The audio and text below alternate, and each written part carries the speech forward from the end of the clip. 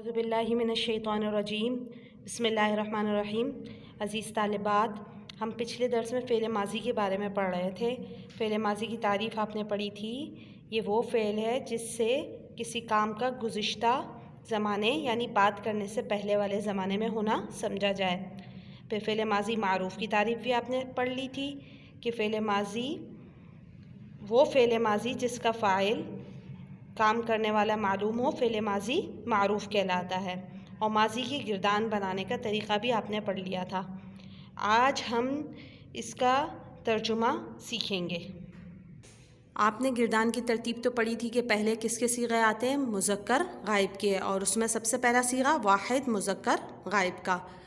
نصارا واحد مذکر غائب کا صیغہ ہے، اس کا وزن کیا ہے؟ فعالا۔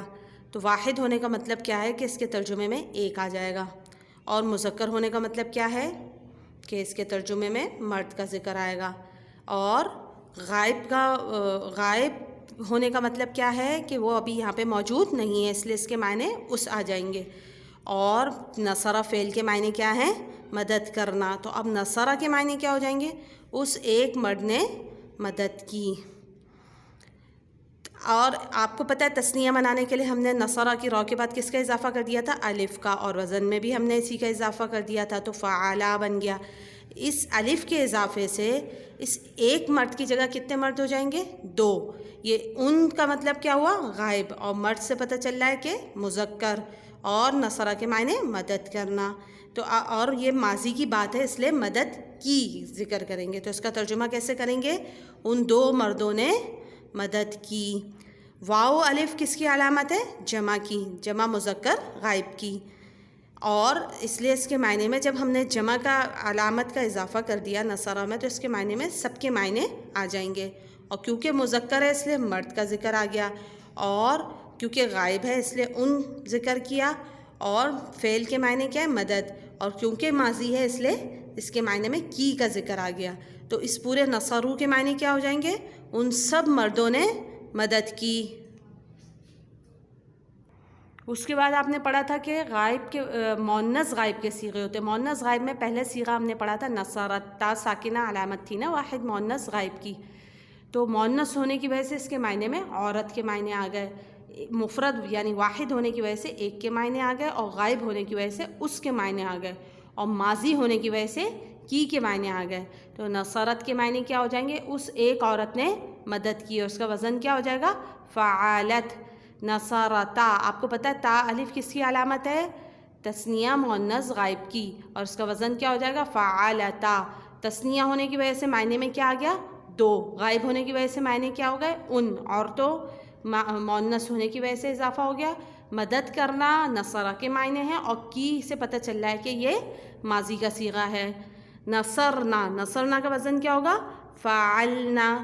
تو یہ نون سے پتہ چل رہا ہے یہ جمع مؤنث غائب کا صیغہ ہے، تو اس کے معنی میں کیا آ جائے گا؟ سب۔ سب کے معنی جمع کے ہو گئے، عورتوں سے مؤنث کے معنی ہو گئے، ان سے غائب کے معنی ہو گئے، مدد فعل کے معنی ہو گئے، اور کی ماضی کے معنی ہو گئے۔ گویا کہ اس کا پورا ترجمہ کیا ہو جائے گا؟ ان سب عورتوں نے مدد کی۔ آئیں اب ہم حاضر کے صیغے دیکھتے ہیں۔ حاضر میں بھی آپ کو پتہ ہے ترتیب پہلے مذکر کے صیغے ہوں گے، اور مذکر میں بھی پہلے واحد، تثنیہ، پھر جمع۔ واحد مذکر حاضر کا صیغہ نصرتا، تا علامت تھی نا اس کی، تا مفتوحہ، اس کا وزن کیا؟ فعلتا۔ حاضر ہونے کی وجہ سے معنی میں تم آ جائے گا، اور ایک واحد ہونے کی وجہ سے ایک کے معنی آ گئے، مرد ہونے کی وجہ سے مذکر ہونے کی وجہ سے مرد کے معنی آئے، اور مدد کرنا فعل ہے، اور کیونکہ یہ ماضی کا صیغہ ہے اس لیے ہم کہیں گے کی، تم ایک مرد نے مدد کی۔ نصر تما کے معنی تما کی وجہ سے ہمیں پتہ چل گیا کہ یہ تثنیہ مذکر حاضر کا صیغہ ہے۔ تم دو مردوں نے مدد کی، تم کے معنی حاضر کی وجہ سے آ گئے، دو تثنیہ کی وجہ سے، مردوں مذکر کی وجہ سے، اور مدد کرنا فعل ہے، اور کی ماضی کی وجہ سے۔ نصر تم سے پتہ چل رہا ہے کہ یہ جمع مذکر حاضر کا صیغہ ہے، اور سب سے پتہ چل رہا ہے کہ یہ جمع ہے، اور مردوں سے پتہ چل رہا ہے کہ یہ مذکر ہے۔ تو اس پورے نصر تم کے معنی کیا ہو جائیں گے؟ تم سب مردوں نے مدد کی۔ کی سے پتہ چل رہا ہے کہ یہ ماضی کا صیغہ ہے۔ اسی طرح واحد مؤنث حاضر کا صیغہ کیا تھا؟ نصرتی، اس کا وزن کیا تھا؟ فعلتی، تم ایک عورت نے مدد کی، تم سے پتہ چل رہا ہے کہ یہ مخاطب ہے، یہ حاضر ہے، ایک سے پتہ چل رہا ہے واحد ہے، عورت سے پتہ چل رہا ہے کہ مؤنث ہے، مدد کرنا فعل ہے، اور کی سے پتہ چل رہا ہے کہ یہ ماضی ہے۔ نصرتما فعلتما، آپ کو پتہ ہے کہ تثنیہ مذکر حاضر اور تثنیہ مؤنث حاضر کا صیغہ ایک ہی جیسا ہوتا ہے، تو اس کے معنی تم دو عورتوں نے مدد کی۔ نصرتن، تن سے پتہ چل رہا ہے کہ یہ جمع مؤنث حاضر کا صیغہ ہے، تم سب عورتوں نے مدد کی۔ آپ نے متکلم کے صیغے کے بارے میں پڑھا تھا نا کہ متکلم کے صرف دو صیغے ہوتے ہیں، ایک واحد مذکر اور مؤنث اور ایک جمع مذکر اور مؤنث، اور تثنیہ بھی شامل ہوتا ہے، تثنیہ مذکر اور مؤنث۔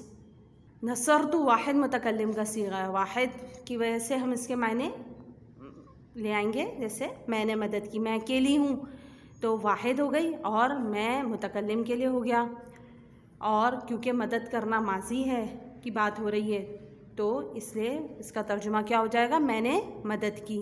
اور اگر مجھے کہنا ہو ہم دونوں نے مدد کی، یا ہم سب نے مدد کی، یا ہم دونوں مردوں نے مدد کی، یا ہم دونوں عورتوں نے، تو اس سب کے لیے جمع متکلم استعمال ہوتا ہے نصرنا، یعنی ہم سب نے مدد کی۔ اب اس میں تثنیہ بھی شامل ہے، جمع بھی شامل ہے، اور مذکر بھی شامل ہے، اور مؤنث بھی شامل ہے۔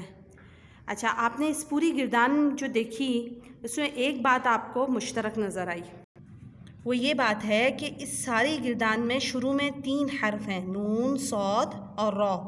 اس کے بعد جو بھی اضافہ آپ نے کیا نا وہ فاعل کی پہچان کے لیے کیا ہے، تو اس کا مطلب یہ ہوا کہ اس کے ماضی کے جو واحد مذکر غائب کے 3 حروف اصلی ہیں وہ پوری گردان میں موجود ہیں، تو اسی وجہ سے 3 حروف ہونے کی وجہ سے اسے ثلاثی کہیں گے، اور کیونکہ 3 ہی ہیں، کوئی حرف زائد نہیں ہے، اس لیے اسے ثلاثی مجرد کہیں گے۔ اضافہ جو ہو رہا ہے وہ آخر میں فاعل کی حالت کے اعتبار سے ہو رہا ہے، تو نصرہ والی جو گردان ہوئی ہے کس کی گردان ہو گئی؟ ثلاثی مجرد کی۔ اب جس طرح نصرہ سے یہ گردان دی گئی ہے نا کتاب میں، اسی طرح آپ ضربہ سے بھی بنائیں۔ ضربہ کے معنی کیا ہو جائیں گے؟ مارنا، تو یہی سارے معنی کی تبدیلی اسی اعتبار سے ضربہ میں بھی ہوگی۔ فائدہ پڑھتے ہیں۔ فائدہ نمبر 1، گزشتہ اوراق میں یہ بات آپ کے علم میں لائی تھی کہ اگر فعل ماضی کے واحد مذکر غائب کے صیغے میں صرف 3 حروف اصلیہ ہوں اور کسی حرف کا اضافہ نہ کیا گیا ہو تو ایسے فعل کو ثلاثی مجرد کہتے ہیں، جیسے میں نے آپ کو بتایا نون، صاد، را حروف اصلی ہیں۔ فعل ماضی معروف کی گردان میں اگر آپ غور کریں تو آپ دیکھیں گے کہ واحد مذکر غائب کے صیغے نصرہ میں تو 3 ہی حروف ہیں، اور یہ تینوں حروف اس گردان کے ہر صیغے میں پائے بھی جا رہے ہیں۔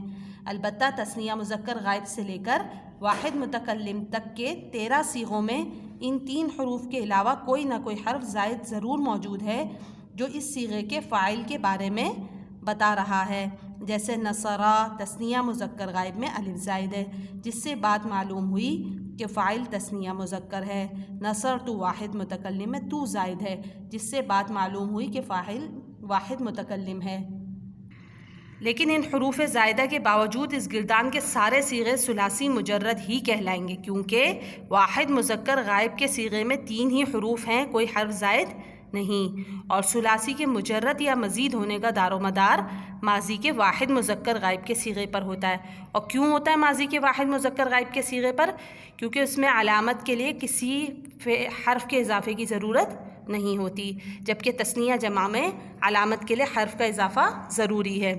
فائدہ نمبر 2، حروف اصلیہ کے وزن کے بارے میں آپ پڑھ چکے ہیں۔ ان میں سے پہلے حرف کا وزن فا سے، دوسرے حرف کا وزن عین سے، اور تیسرے حرف کا وزن لام سے ہوتا ہے۔